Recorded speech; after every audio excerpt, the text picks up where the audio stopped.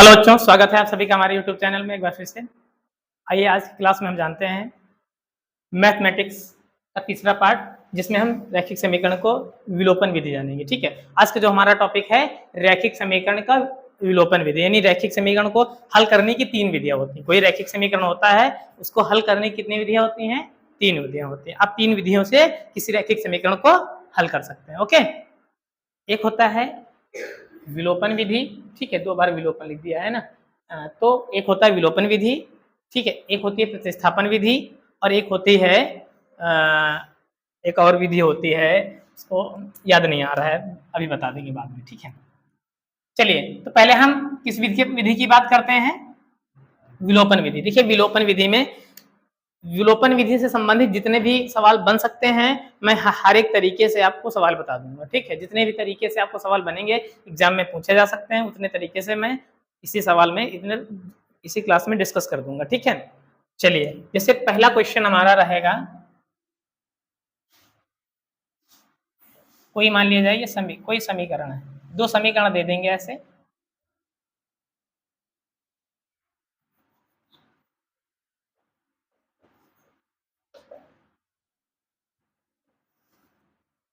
इससे कोई सवाल ऐसा दिया हुआ है, ठीक है, इस तरह का सवाल दिया है, और आपको इसको क्या करना है? विलोपन विधि से हल करना है। ठीक है, सबसे बढ़िया तरीका क्या करना है आपको? इसके लिए क्या करना है, आपको पहले एक बार x को बराबर करना होगा। किसको?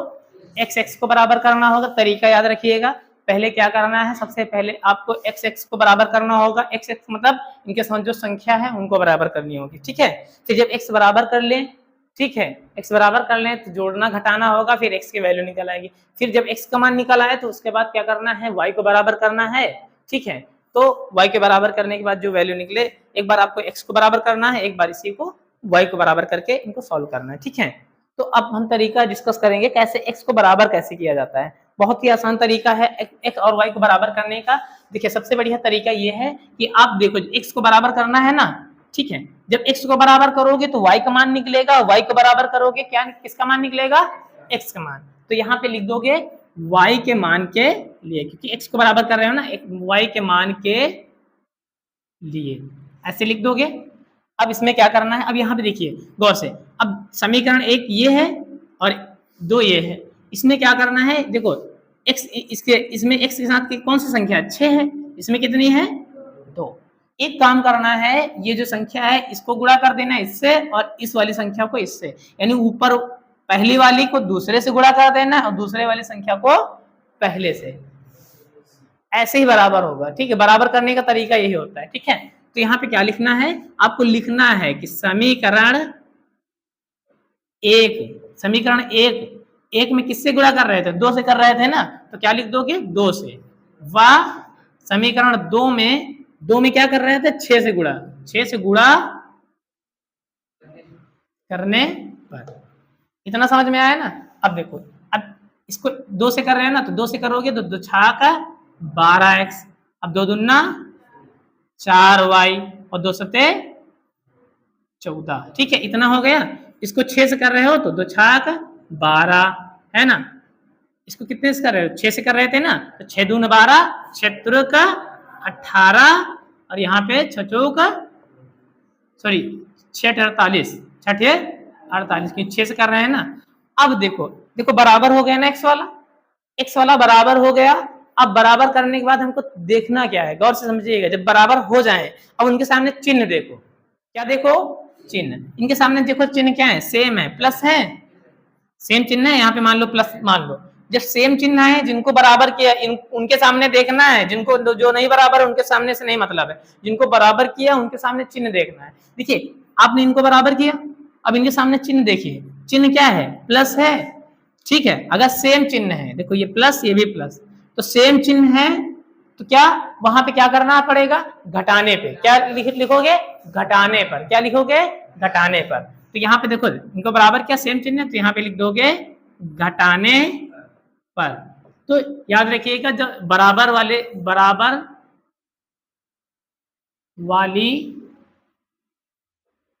संख्या में सेम चिन्ह, अगर सेम चिन्ह है तो क्या करना है? घटाने पर। क्या करना है? घटाने पर। और चिन्ह क्या हो जाएंगे, बदल जाएंगे। चिन्ह क्या हो जाते हैं, हाँ चिन्ह बदल जाते हैं, ठीक है। तो यहाँ पे अब देखो, अब यहाँ पे करोगे एक लाइन खींचोगे, अब यहाँ चिन्ह बदल दो, प्लस वाला माइनस, माइनस वाला प्लस, और यहाँ पे माइनस, इतना हो गया। अब देखो अब यहाँ पे प्लस और माइनस क्या घटेगा, तो 12 से 12 कट जाएगा। अब यहाँ पे ये देखो ये भी प्लस ये भी प्लस हो गया, दोनों प्लस हो गए ना। याद रखिएगा सेम चिन्ह जुड़ते हैं, अपोजिट चिन्ह घटते हैं। तो यहाँ पे 4 और 18, 18 4 कितना होता है, 22 होता है। तो यहाँ पे 22y, और यहाँ पे ये क्या हो जाएगा, घट जाएगा। घट भाई 48 में 14 घटाओगे कितना बचेगा, ये 2, और ये कितना बचेगा, है ना, देखो 4 बचेगा ना, 34, ये हो गया। तो यहाँ माइनस चिन्ह लगेगा। उसके बाद तो y बराबर कितना आ जाएगा, -34/22। अब इसको कट रहा है तो काट दो, कितने से, ये क्या दो देख कम 2, 2 सती 14, यहाँ पे 11। तो y का मान क्या हो गया बच्चों, 17/11। इतना समझ में आ गया ना। अब आपने किसका मान निकाला, अभी क्या किसका मान निकाला, y का मान निकला। अब y के मान के लिए किया था, अब क्या करना है, यही काम x के मान के लिए। अब x के मान के लिए क्या करोगे, तो किसको बराबर करोगे, इसको, यानी इसको इससे गुणा करोगे, इसको इससे। चलिए अब इसको देख लेते हैं।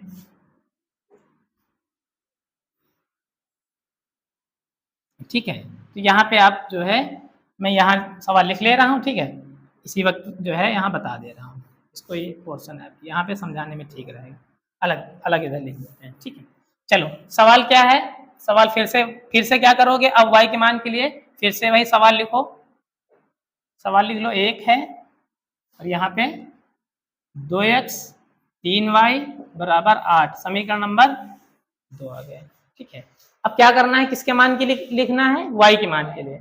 अब x का मान निकालना है, तो x के मान के लिए x के मान के लिए क्या करोगे, x के मान के लिए क्या करोगे, अब इनको बराबर करोगे ना, तो इसको 3 से इसको पूरा गुणा कर दोगे, 2 से इसको, यही तो करोगे। तो ये लिख दो, समीकरण 1 में किससे कर रहे हो, 3 से, व 2 में किससे करोगे, 2 में 2 से, है ना, 2 से गुणा करने पर यही करना है ना। अब इसको कितने से गुणा किया था, समीकरण 1 को कितने से गुणा किया, 3 से, तो 3 18x, 3 दूनी 6y, और 3 सते 21, इतना हो गया। अब देखो इसको किससे किया था, 2 को किससे किया, 2 से किया था, तो दुना 4x, 2 3 6y, और 2 8 16, यही तो किया।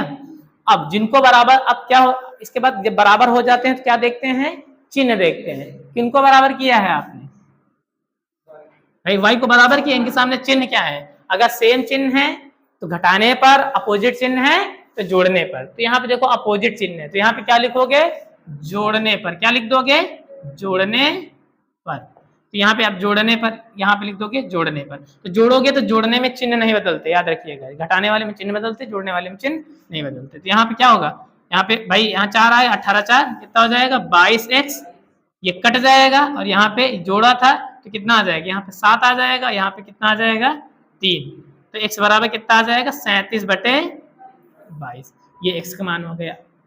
अतः यहाँ पे एक साथ लिख दोगे दोनों में, x का मान कितना है 37/22, y बराबर कितना है -17/11। आपको इस तरह से लिखना है, ठीक है। ये आपका हो गया सवाल, ऐसे सॉल्व करना है, ठीक है। तरीका समझ में आ गया ना, किसी को कोई दिक्कत तो नहीं है। देखो एक बार फिर तरीका समझ लो, सवाल ऐसा रहेगा, आप पहले y का मान निकालोगे, किसका मान निकालोगे, y का। y के मान के लिए पहले x को बराबर करोगे, तो अदला बदली करना है, याद रखना, दिमाग में अदला बदली करनी है, ठीक है, ठीक है। तो इसको इससे कर दोगे, इसको इससे कर दोगे गुणा, यानी कि इसको 2 से कराना है, इस नीचे वाले को 6 से कराना है, आपको यही लिखना है। गुणा करा दिया, गुणा कराने पर बराबर जब हो गया, बराबर होने पर क्या देखते हैं, चिन्ह देखते हैं। क्या देखते हैं हम, चिन्ह। अगर सेम चिन्ह है तो क्या करोगे, सेम चिन्ह है तो घटाने पर, अपोजिट चिन्ह है तो जोड़ने पर, सेम चिन्ह है तो घटाने पर, अपोजिट चिन्ह है तो जोड़ने पर, ठीक है। तो उसके बाद ये देखो, ये इतना तब काटा पीटा इतना हो गया। अब जब ये एक का मान निकला है, फिर उसी समीकरण को दोबारा लिखोगे। अब y को बराबर करोगे तो y के साथ जो नीचे वाले के साथ है उसको गुणा करोगे, नीचे ऊपर वाले को नीचे से, ठीक है। अदला बदली करनी है, इतना याद रखना, ठीक है। अब जब ये हो जाए तो अब ना देख लो, फिर बराबर करोगे, फिर चिन्ह देखने, चिन्ह अगर सेम है तो फिर जोड़ने पर, तो सॉरी सेम है तो घटाने पर, अपोजिट चिन्ह है तो जोड़ने पर, तो यहाँ पे अपोजिट है तो यहाँ पे 6 से 6 कट जाएगा, क्या बचेगा, यहाँ पे जोड़ने पे कर रहे थे तो आप यहाँ पे जोड़ोगे, इनको जोड़ोगे, ये आ गया 100। अब फिर इन दोनों का ऐसे लिख लोगे। फिलहाल यहाँ पे ये 37/22 17/11 इतना आया है, लेकिन जो एग्जाम में सवाल दिए रहते हैं उसमें इस तरह से नहीं देते हैं, उसमें कट जाता है पूरा पूरा, ठीक है, पूरा पूरा क्या होता है, कट जाता है, ठीक है। तो बच्चों उम्मीद करता हूँ आपको ये, ठीक है, विलोपन की विधि समझ में आ गई होगी, ठीक है। मिलते हैं हम अगली क्लास में, तब तक के लिए जय हिंद जय भारत, थैंक यू। एक दूसरा विधि बता दें।